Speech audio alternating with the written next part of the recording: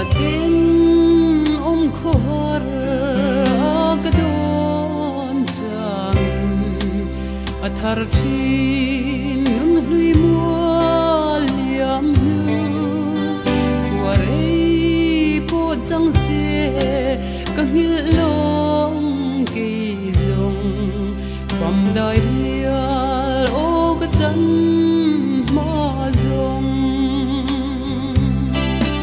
o min roi don lung ru tum dog leng hel wa kat lai ma hian man mo la o ariang dona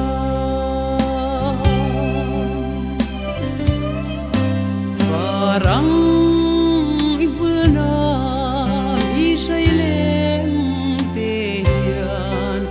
ilom nan biat hudin em tem an shil don se le mang der turin min don lo ilariang eya o mim shil roi don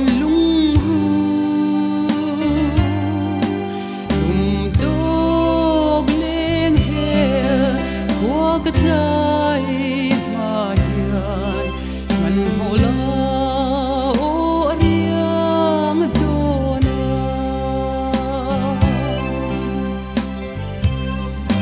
tui thang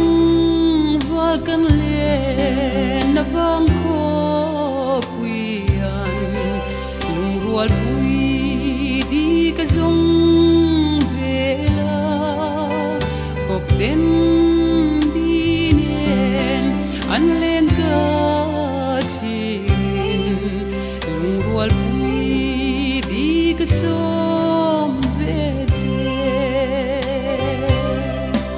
o min shil roi don lung ru dog leng hel wa ka tai ma hian man mo la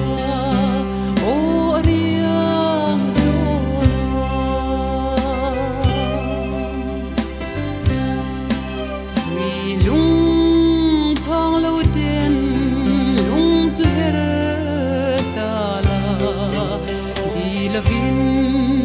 kaleng big long thang thar tlei tir nui moi lo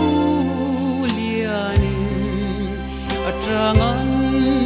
min la choi nge o min shil roi don lung ru